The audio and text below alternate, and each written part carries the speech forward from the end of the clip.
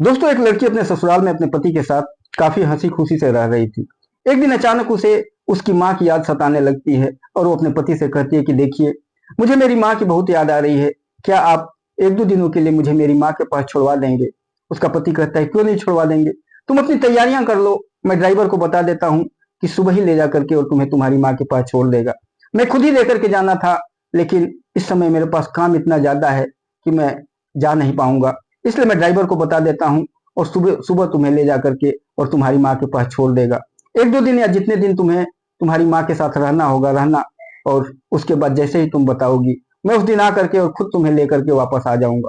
ये बातें जैसे ही वो पत्नी सुनती है, अपने पति को गले लगा लेती है, काफी खुश हो जाती है।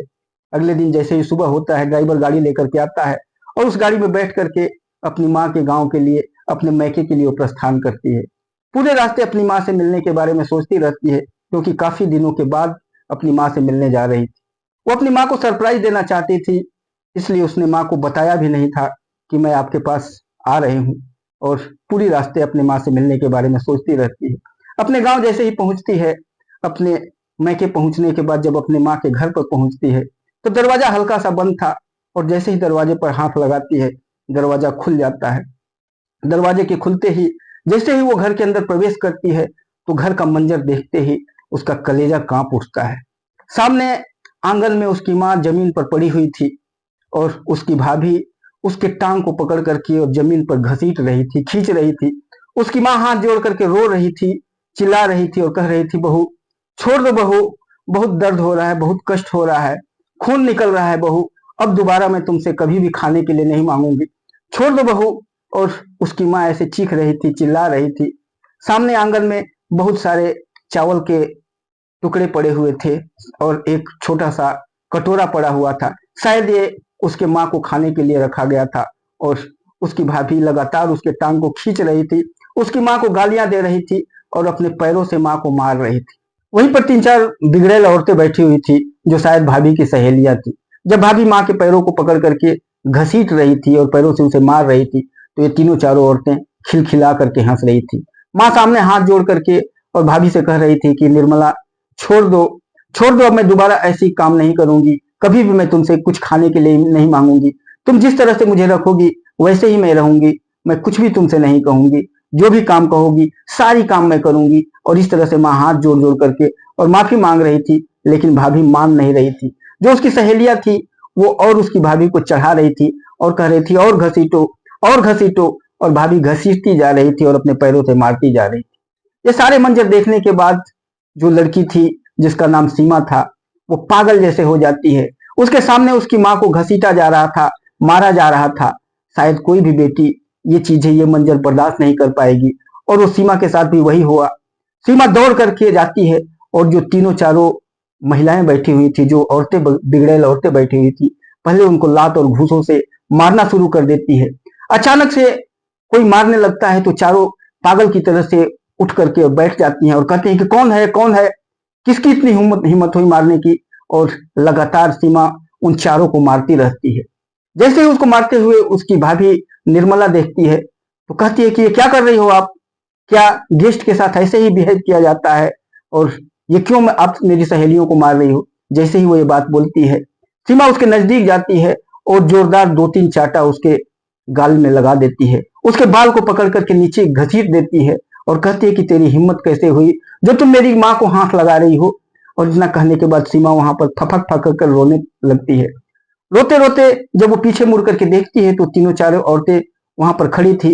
वो कहती है कि बेशर्मो, अभी भी तुम्हें यहाँ पर रुकी हुई हो, अभी तक तुम भागी नहीं। वहीं पर बगल में एक डंडा पड़ा हुआ था और डंडे को जैसे ही वो उठाती है, वो तीनों चारों बिगड़ैल औरतें घर से बाहर भाग जाती हैं। और उसके बाद उसी डंडे से अपनी भाभी को दो तीन डंडे लगाती है। लगाने के बाद वहीं पर बैठ करके उसकी भाभी चीखने लगती है, चिल्लाने लगती है।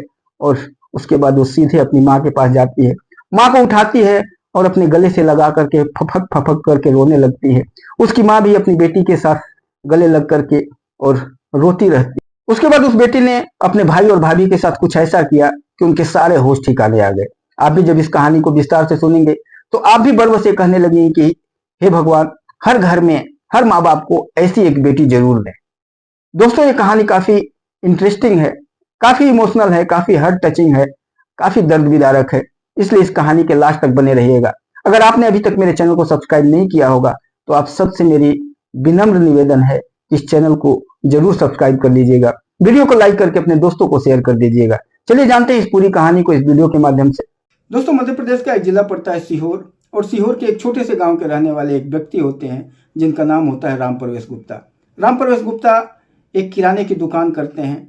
उनके परिवार में उनकी पत्नी जिनका नाम शांति देवी था, उनका एक बेटा जिसका नाम रमेश था और 2 बेटियां थीं जिनका नाम रीमा और सीमा था। 4 लोगों का परिवार था और किराने की दुकान से ठीक ठाक परिवार चल रहा था। लेकिन जैसे जैसे बच्चे बड़े होते हैं, रमेश 24-25 साल का हो जाता है और जो दोनों बेटियां होती हैं, एक 18 साल की और एक 15 साल की हो जाती हैं। जब बेटियां बड़ी हो जाती हैं, बच्चे बड़े हो जाते हैं तो खर्चे इनके परिवार के बढ़ जाते हैं। अब सिर्फ किराने की दुकान से इनका खर्चा नहीं चल रहा था, अब इनको कुछ काम करने की ज़रूरत पड़ती है। क्योंकि बेटा बड़ा हो चुका था, लेकिन वो बेटा एक नकारे टाइप का था, न ही पढ़ाई लिखाई में ठीक था और न ही कोई काम धंधा करता था। बस इधर उधर घूमना, मौज मस्ती करना, दोस्तों के साथ आवारागर्दी करना, जिसकी वजह से राम प्रवेश गुप्ता काफ़ी परेशान थे।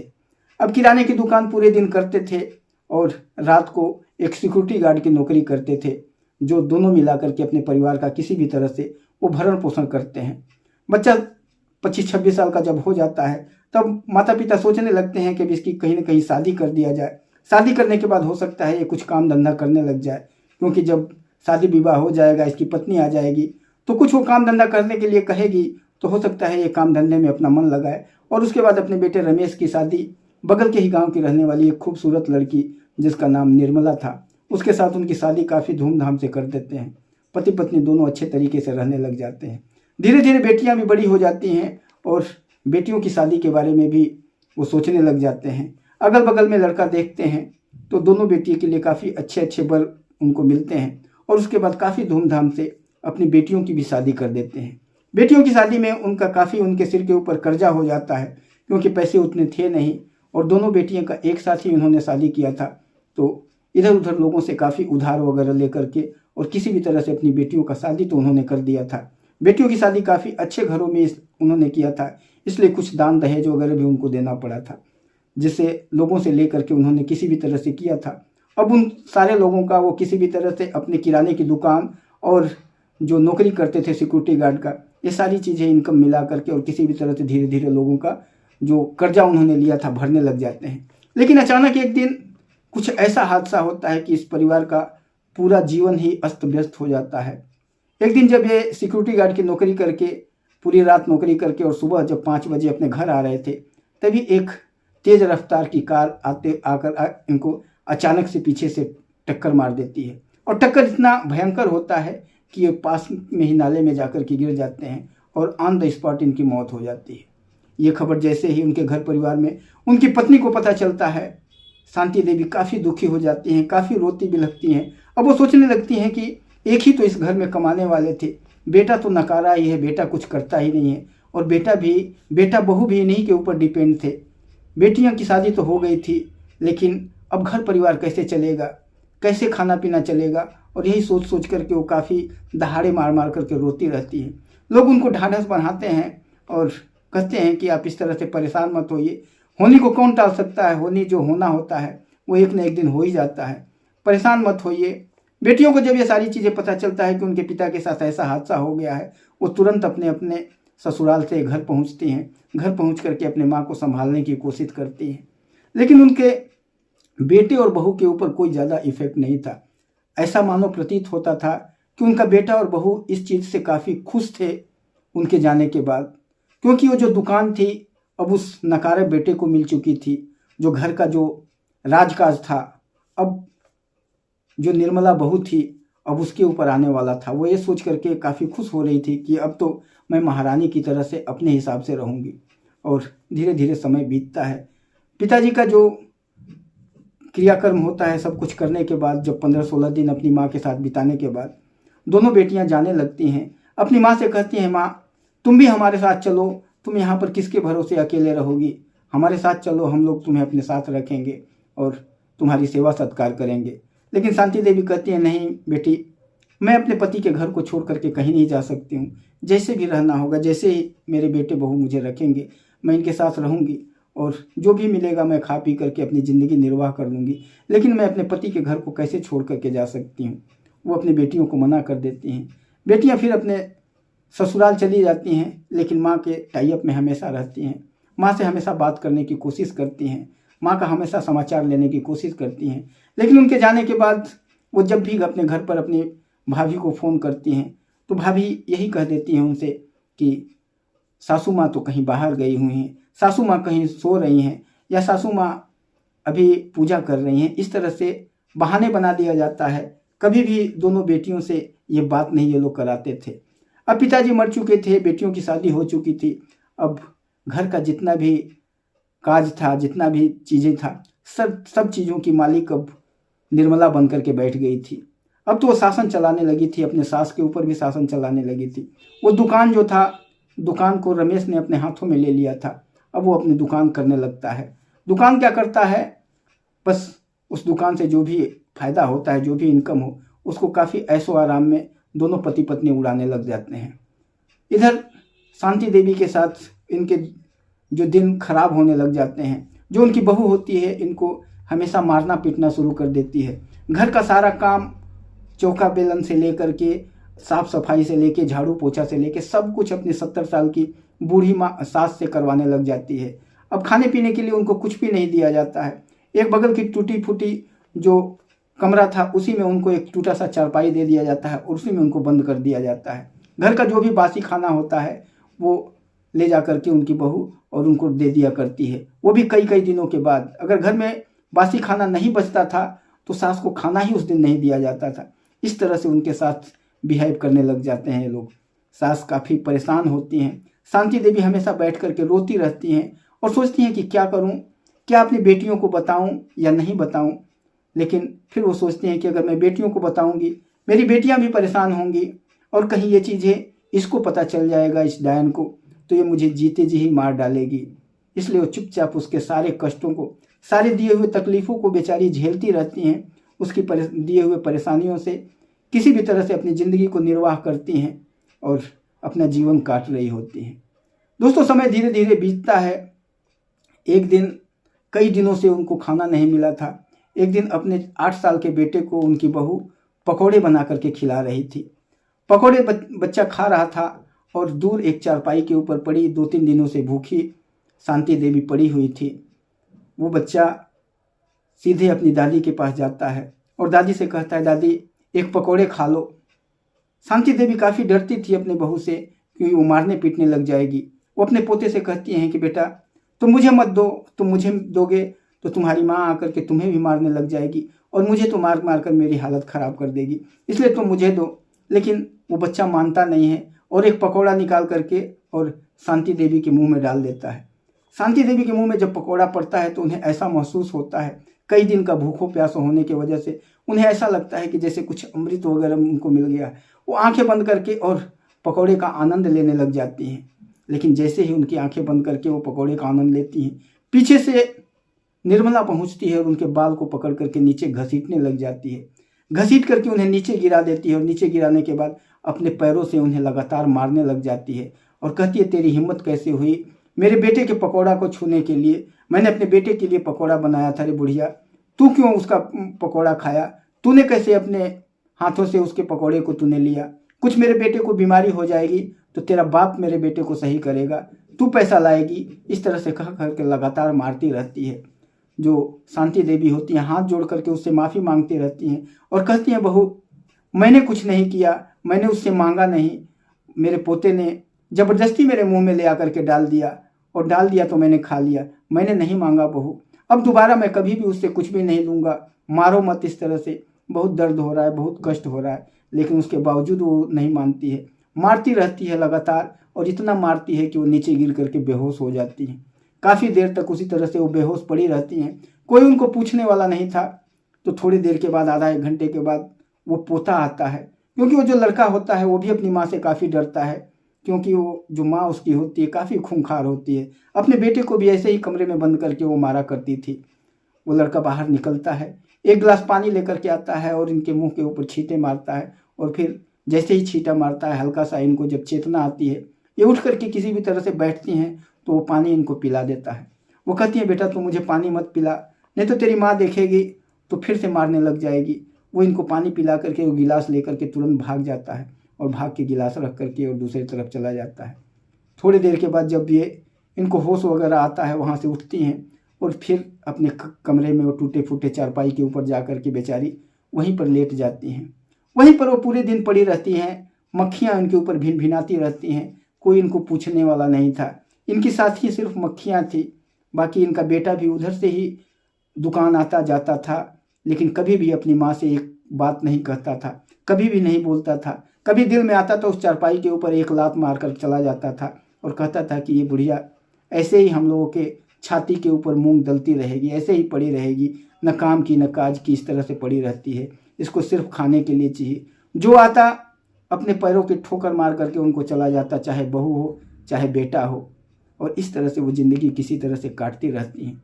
लेकिन उस दिन जो वो पकौड़े ये खा रही थी और उनकी बहू इनको आकर के मार रही थी, उसके जस्ट कुछ सेकंड पहले इनकी बेटी का फ़ोन आया था उसके बहू के फ़ोन पर।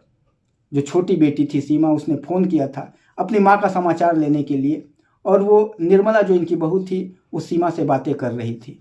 सीमा और रीमा अक्सर फ़ोन करती रहती थी इनकी बहू को और उससे समाचार लेती रहती थी, लेकिन ये झूठ सच कभी हमेशा बता देती थी कि वो मंदिर गई हैं, यहाँ गई हैं, वहाँ गई हैं, इनसे बातें नहीं करवाती थी। सिर्फ यही कहती थी कि हाँ माँ जी बहुत अच्छी हैं, मैं बहुत सेवा सत्कार करती हूँ। क्योंकि उन रीमा और सीमा से काफ़ी डरती थी निर्मला, क्योंकि वो काफ़ी तेज़ तर्रार दोनों लड़कियाँ थी, काफ़ी बड़े घरों में उनकी शादी हुई थी, इसलिए वो बहू उनसे काफ़ी डरती थी और उनके साथ काफ़ी अच्छे बिहेव करती थी, काफ़ी अच्छे से उनसे डर के मारे बातें करती थी। जब भी वो फ़ोन करती थी तो उससे काफ़ी अच्छे से बात करती थी। उस दिन भी सीमा ने फ़ोन किया था और ये उससे बात ही कर रही थी, तभी सामने पकौड़ा खाते हुए जब अपनी सास को अपने बेटे का पकौड़ा देखती हैं तो वैसे ही फ़ोन रख करके उस चारपाई पर, उसको काटा भी नहीं था और वहीं पर वैसे ही रख करके और आकर के इनको मारने पीटने लग गई थी। और वो सारी बातें सीमा उधर से सुन ली थी और सीमा का कलेजा उस दिन फट गया था और सीमा सोच रही थी कि अब किस तरह से अपनी माँ के पास मैं पहुँचूँ और उस भाभी को इस चीज़ का सबक सिखाऊं। अगले दिन वो अपने पति से कहती है कि मुझे मेरी माँ के पास जाना है, आप मुझे छोड़ दीजिए। उसका पति कहता है देखो मेरे पास तो अभी समय नहीं है, मैं ड्राइवर को बता देता हूँ, ड्राइवर तुम्हें ले जाएगा और तुम्हें तुम्हारी माँ के पास छोड़ देगा, उसके बाद जब तुम कहोगी तो मैं आ जाऊँगा तुम्हें लेने के लिए। ड्राइवर लेकर के जाता है सीमा को और सीमा के घर पर जैसे ही दरवाजे पर ले जा कर के छोड़ता है, दरवाजे पर वो जैसे ही पहुँचती है, दरवाजे को हल्का सा जब धक्का देती है दरवाज़ा खुल जाता है और घर के अंदर जैसे ही वो घुसती है तो उसकी छाती फट जाती है, उसका कलेजा बाहर निकल आता है और वो उसके हाथ पैर कांपने लग जाते हैं। सामने आंगन में उसकी माँ पड़ी हुई थी, ज़मीन पर पड़ी हुई थी और उसकी जो भाभी थी उसके पैरों को पकड़ करके और घसीट रही थी अपने तरफ और अपने पैरों से मार रही थी माँ को। आंगन में कुछ चावल के दाने पड़े हुए थे, एक छोटा सा टूटा फूटा कटोरा पड़ा हुआ था और उसमें चावल पड़ा हुआ था। शायद ये चावल उसकी माँ थोड़ी देर पहले खाने की कोशिश कर रही थी और इसीलिए उसकी बहू उसको मारे जा रही थी और कहती जा रही थी कि बुढ़िया 70 साल की हो गई तू, लेकिन तुझे हमेशा खाने की पड़ी रहती है, तू हमेशा खाने के बारे में सोचती रहती है।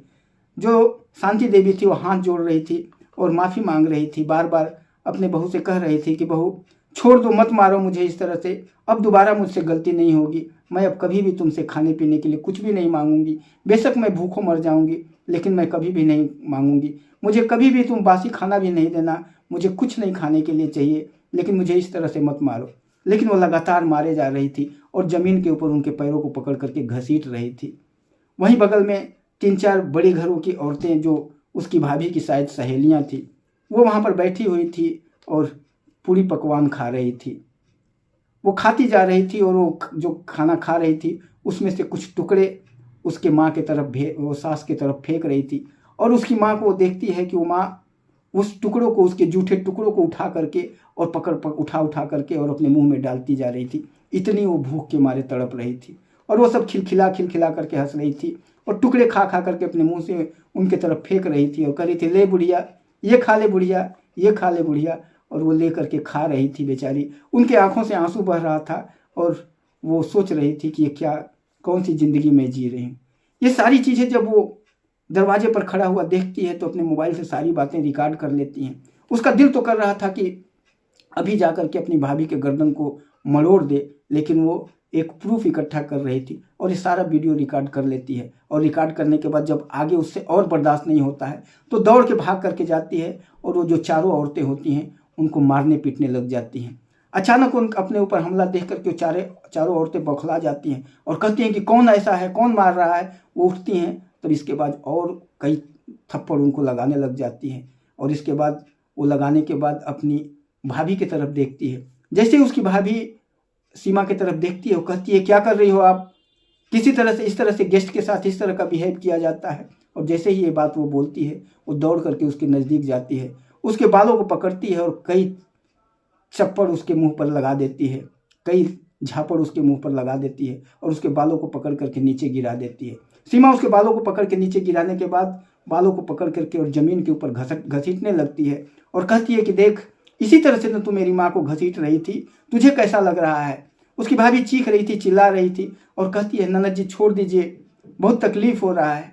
वो सीमा कहती है कि तुझे तकलीफ़ हो रहा है, तुम एक 70 साल की बूढ़ी औरत को, अपनी माँ को तू घसीट रही थी, अपनी सास को तू घसीट रही थी, तुझे उस टाइम तकलीफ़ का महसूस नहीं हो रहा था कि उस बूढ़ी चमड़ी को, उस बूढ़ी आत्मा को कितनी तकलीफ़ हो रही थी। अब तुझे तकलीफ़ हो रही है तो ये तकलीफ़ को तुम झेल और उसको घसीटती रहती है। और जिस तरह से वो अपनी सास को मार रही थी निर्मला, उसी तरह से वो भी अपने पैरों से उसको मारने लग जाती है। काफ़ी देर तक उसके साथ ये बिहेव करने के बाद उसको वहीं पर छोड़ देती है। और छोड़ने के बाद जब वो पीछे मुड़ती है तो देखती है वो चारों अभी तक खड़ा होकर के वहाँ पर देख रही थी। वो कहती है अरे नालायकों, बेशर्मों, अभी तक तुम यहीं पर हो। वहीं पर एक आंगन में पड़ा हुआ डंडा उठाती है और डंडा उठा करके जब दौड़ती है उन चारों की तरफ, वो चारों भाग करके और उसके घर से बाहर निकल जाती हैं और सड़क पर भागते हुए अपने घर की तरफ जाने लगती हैं।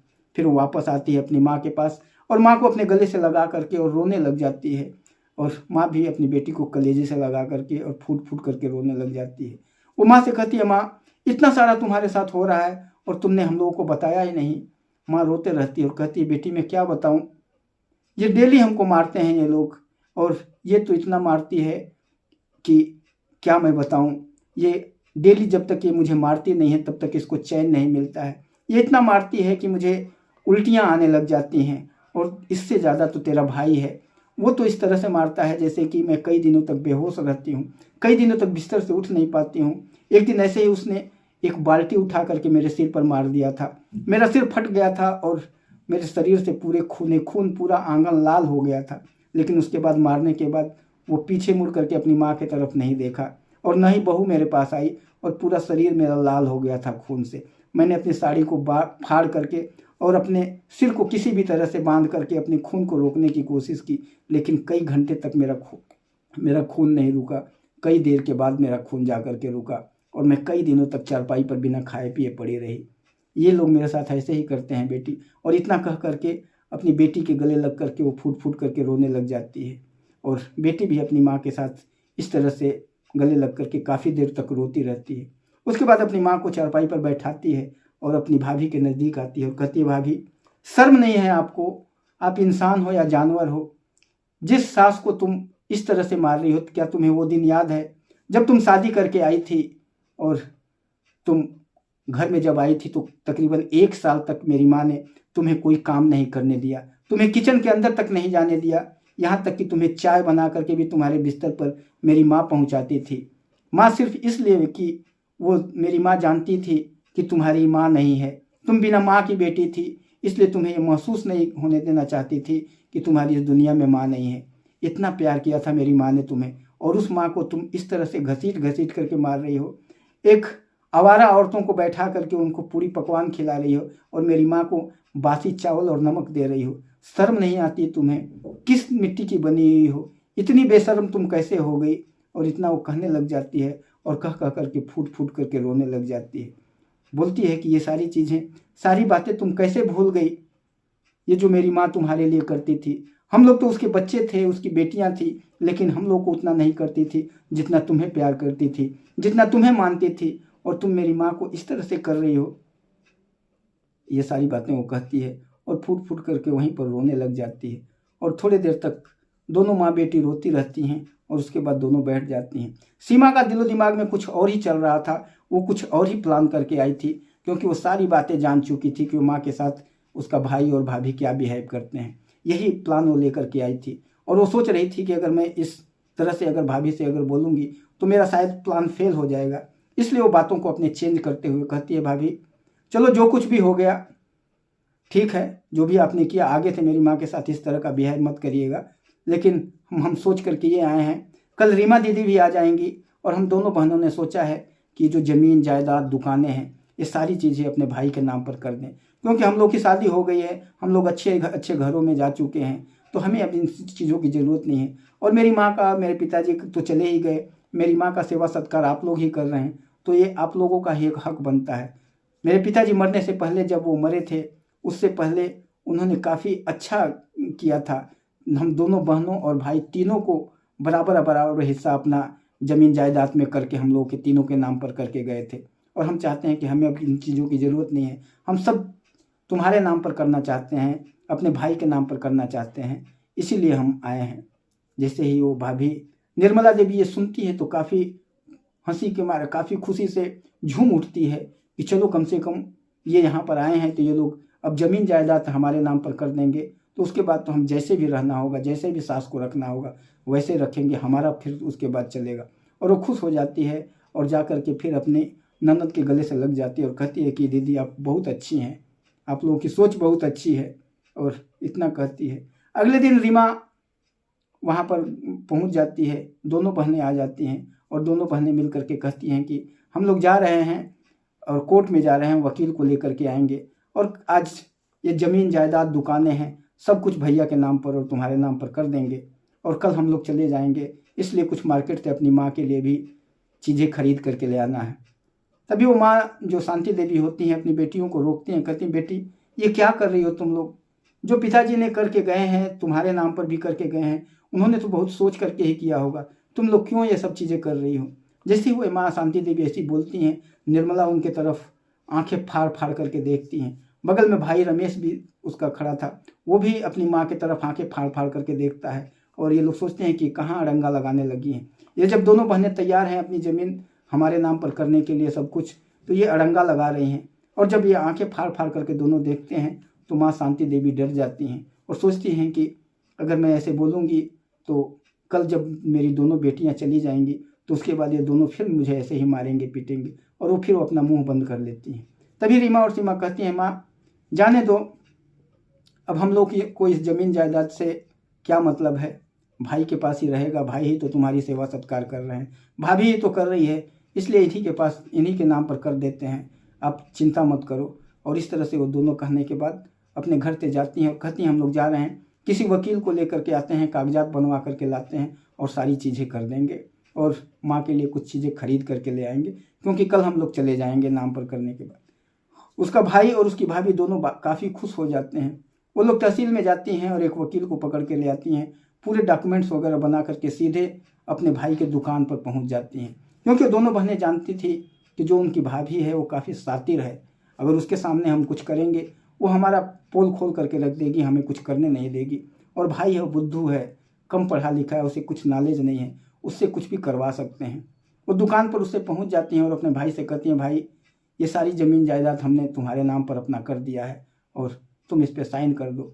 भाई खुशी के मारे फूल उठता है और उसे खुशी के मारे कुछ भी नहीं दिखाई देता है, और वो चुपचाप अपना साइन उसमें मार देता है, वो सारे डॉक्यूमेंट्स ले करके, और फिर वो दोनों बहनें घर आ जाती हैं। जैसे ही दोनों घर पहुंचती हैं तो देखती हैं कि उसकी भाभी उसकी माँ के साथ फिर मारपीट कर रही थी। एक पनीर के टुकड़े के ऊपर नमक और मिर्च पाउडर छिड़क करके, और मिर्च इतना सा ज़्यादा उन्होंने छिड़का था कि जिसे अगर कोई खाएगा तो जान निकल जाएगी, और वो उसकी माँ के मुंह में ठूंस रही थी और कह रही थी ले बुढ़िया पनीर खाएगी ना, ये ले पनीर खा। उसकी माँ रो रही थी, हाथ जोड़ रही थी, कह रही थी बहू इस तरह से मत करो मेरे साथ, इस तरह से तुम मुझे ज़बरदस्ती मिर्च खिलाओगी तो मैं मर जाऊंगी।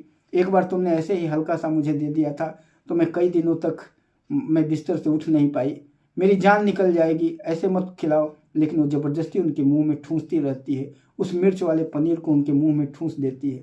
लेकिन जैसे ही वो ठूंस रही थी वैसे ही दोनों बहनें घर के अंदर इंटर करती हैं और ये मंजर देखने के बाद वो बिल्कुल आग बबूला हो जाती हैं। उनका कलेजा फट जाता है और दोनों दौड़ करके अपनी भाभी को पकड़ लेती हैं और पकड़ने के बाद उसको ज़मीन पर गिरा करके जितना बल भर होता है दोनों खूब मारती हैं और कहती हैं कि तेरी हिम्मत कैसे हुई मेरी माँ के साथ इस तरह से ज़बरदस्ती करने का।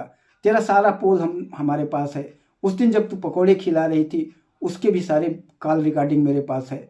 सीमा ने बोला, उस दिन जब मैं घर पहुंची थी पहली बार और जब तुम मेरी माँ को ज़मीन पर घसीट घसीट करके मार रही थी उसका भी वीडियो मेरे पास है, और आज जो तुम मेरी माँ के साथ कर रही थी इसका भी वीडियो मैंने बना लिया है। ये सारे प्रूफ तुम दोनों को जेल भेजने के लिए काफ़ी है।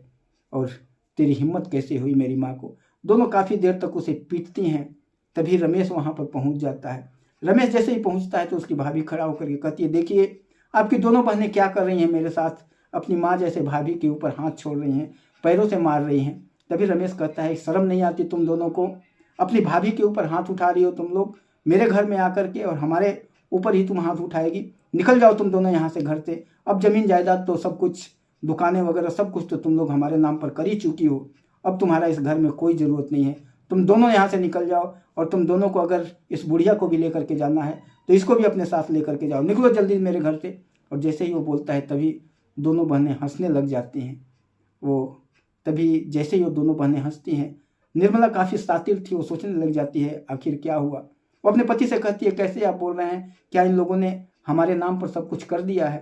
तभी रमेश कहता है, हाँ ये दोनों दुकान पर आई थी और इन्होंने मुझसे साइन करवाया और कहा कि भैया सब कुछ आपके नाम पर हो गया है। वकील भी आया था, तो अब मेरे नाम पर और तुम्हारे नाम पर सब कुछ हो गया है, तो अब इनकी क्या ज़रूरत है। इनको मार पीट करके यहाँ से भगाने की ज़रूरत है।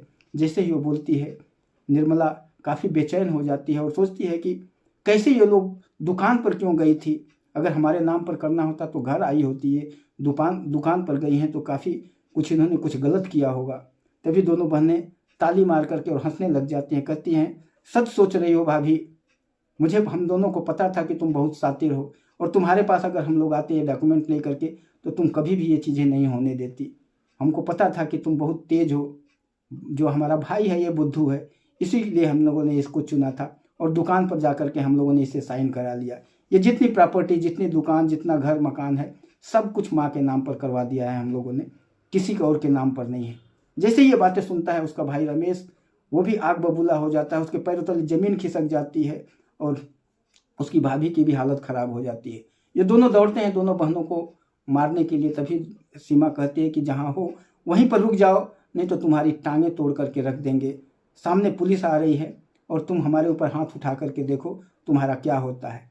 तभी पुलिस दरवाजे पर धक्का मारती है और दरवाज़ा खोल करके पुलिस की टीम अंदर घुसती है। दोनों बहनें कहती हैं कि इंस्पेक्टर साहब, ये सारे प्रूफ हैं इन दोनों के, इस वीडियो में, इस हमारे मोबाइल में सारे रिकॉर्डेड है। सारा प्रूफ उस इंस्पेक्टर के मोबाइल पर ट्रांसफ़र कर देती है और कहती है कि देखिए ये मेरे माँ के साथ ये लोग क्या क्या कर रहे हैं और क्या क्या किए हैं। वो दोनों को गिरफ्तार कर लिया जाता है। पुलिस वाले ये सारी प्रूफ देखने के बाद उन दोनों को गिरफ्तार कर लिया जाता है। उनके ऊपर केस चलाया जाता है और 3 साल का उनको सज़ा हो जाता है। इधर दोनों बहनें माँ के पास रहती हैं। माँ से कहती हैं, माँ आप इस घर को छोड़ो, यहाँ पर किसी को ताला बंद करके दे दो, तुम हमारे साथ चलो, हम लोग तुम्हारा सेवा सत्कार करेंगे, अपने साथ रखेंगे। लेकिन माँ शांति देवी कहती है, नहीं बेटी, पहले भी जब तुम दोनों की शादी हुई थी तो पहले भी तुम दोनों ने कहा था कि हमारे साथ चलिए, लेकिन उस दिन भी मैंने मना किया था कि नहीं, मैं अपने पति के घर को छोड़कर नहीं जा सकती हूँ। और आज भी वही बात मैं कह रही हूँ, मैं मर जाऊँगी इसी दहलीज के अंदर, लेकिन अपने पति के घर को छोड़ करके कहीं नहीं जाऊँगी। मैं अपने पति के घर में ही रहूँगी। तुम लोग जिस तरीके से मेरा सेवा सत्कार करना चाहो उस तरीके से कर सकती हो। तभी वो दोनों बहनें डिसाइड करती हैं। एक नौकर और एक नौकरानी अपनी माँ की सेवा सत्कार के लिए वहाँ पर हायर करके रख देती हैं। नौकर घर के बाहर का जो भी चीज़ें लाना ले जाना, जो भी करना होगा, देखना होगा, सब कुछ करता था। और जो नौकरानी थी माँ की सेवा में हमेशा दिन भर लगी रहती थी। दोनों बहनों के पास पैसे की कोई कमी नहीं थी।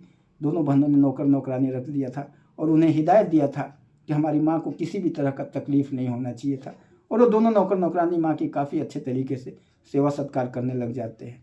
हर 15-20 दिन में दोनों बहनों में एक बहन माँ के पास ज़रूर पहुँच जाती थी और 15-20 दिन महीने दिन अपनी माँ के साथ रहती थी और बारी बारी से दोनों आती जाती रहती थी।